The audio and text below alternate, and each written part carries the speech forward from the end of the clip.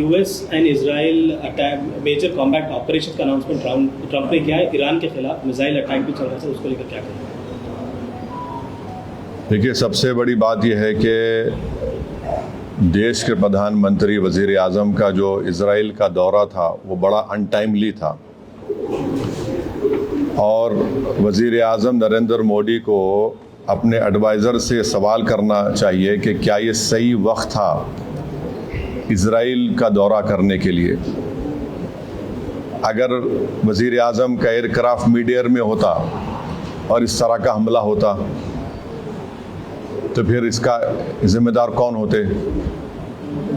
और वज़ीर आज़म को, प्रधानमंत्री को देश को बताना है कि क्या नेतन्याहू ने उनको ये बताया था कि इजराइल ईरान पर हमला करने वाला है, और अगर बताया था तो फिर वज़ीर आज़म को चाहिए था कि वो फ़ौरन, प्रधानमंत्री को चाहिए था कि फ़ौरन अपना इजराइल का दौरा ख़त्म करके देश को वापस आते।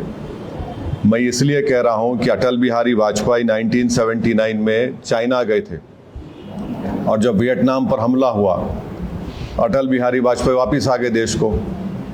और अगर इजराइल ने नहीं बताया कि वो यूएस के साथ मिलकर ईरान पर हमला कर रहा है तो फिर ये तो इजराइल ने हमको धोखा दिया। देश के 133 करोड़ जनता को इजराइल ने, भारत की, धोखा दिया है, बिट्रे किया है। उन्होंने प्रधानमंत्री के विजिट को इस्तेमाल किया है ईरान पर अपने एक वल्गर अटैक के लिए, और उन्होंने प्रधानमंत्री के विजिट को इस्तेमाल किया है ईरान पर हमला करने के लिए, और जो जेनोसाइड उन्होंने फ़लस्तीनियों का किया है गाज़ा में उसको कवर अप करने के लिए।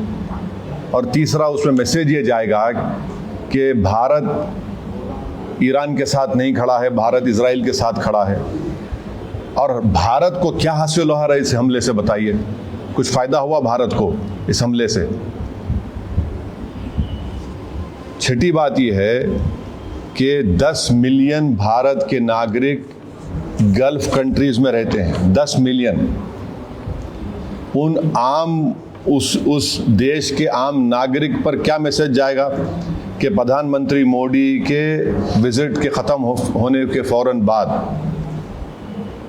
इजराइल ने ईरान पर हमला किया। अब आप देखिए, बहरीन में हमला हो गया, क़तर में हमला हो गया, हाँ, सऊदी अरेबिया पे हमला हो सकता है। तो ये वहाँ की जनता को हम क्या पैगाम दे रहे हैं? हम तो हमेशा न्यूट्रल थे। देश के प्रधानमंत्री को और बीजेपी को समझना चाहिए कि हमारी 80 साल की जो लेगेसी थी कि हम न्यूट्रल थे इस मामले में, आज उसका क्या हो गया बताइए? और फिर बहुत गलत मैसेज गया है तमाम ये गल्फ़ कंट्रीज़ को, चाहे बहरीन हो, क़तर हो, इराक़ हो। और हम जानते हैं कि क़तर होस्ट कर रहा था कि सीज़ फायर हो गाज़ा में, इजराइल ने वहाँ पर हमला कर दिया, बॉम्बिंग की। इसमें भारत का बेनिफिट क्या है बताइए? और प्रधानमंत्री के साथ जो आपकी बरादरी मीडिया के लोग गए थे कवर करने के लिए, वो भी फंसे हुए इजराइल में, अब उनका क्या होगा? तो ये जो, और लार्जर पॉइंट ये है कि यूएस पे अब कौन भरोसा करेगा? आप बातचीत भी कर रहे और हमला भी कर दे रहे आप।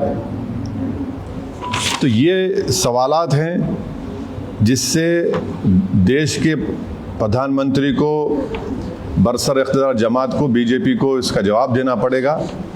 और बड़ी अफसोस की बात है कि प्रधानमंत्री इजराइल को चले गए, फिर उनको वहाँ पर एक उनकी नेसेट में, पार्लियामेंट में एक अवार्ड भी दे दिया गया, और प्रधानमंत्री के वज़ीर आज़म की मौजूदगी में वहाँ के अपोजिशन ने वॉकआउट भी कर दिया। इजराइल ने नरेंद्र मोदी के इस विजिट को इस्तेमाल किया हमला करने के लिए और दुनिया को बताने के लिए कि भारत उनके साथ खड़ा हुआ है, बल्कि ये बेट्रेयल है। हम पूछना चाह रहे हैं बीजेपी और देश के प्रधानमंत्री और उनके सरकार से कि क्या नेतन्याहू ने हमको बताया था प्रधानमंत्री को? अरे बताया तो प्रधानमंत्री को निकल के जाना चाहिए, जिस तरह वाजपेयी ने किया था 79 में। और अगर नहीं बताया तो फिर इजराइल ने इस्तेमाल किया हम लोगों को। ये बड़ी तकलीफ दे बात है। तो ये मुझे अब तक इसी पर यही कहना है, हम उम्मीद करते हैं कि जो 50,000 अभी भी भारत के नागरिक ईरान में है और 10,000 इजराइल में है, उनको वापस लाया जाए। सिर्फ एडवाइजर इशू कर दिया आप बताइए, प्रधानमंत्री गए हैं वहाँ, 10,000 अभी भारत के नागरिक इजराइल में है, 50,000 अभी ईरान में है, 10 मिलियन पूरे जीसीसी कंट्रीज में है। किसको नुकसान होगा बताइए इससे?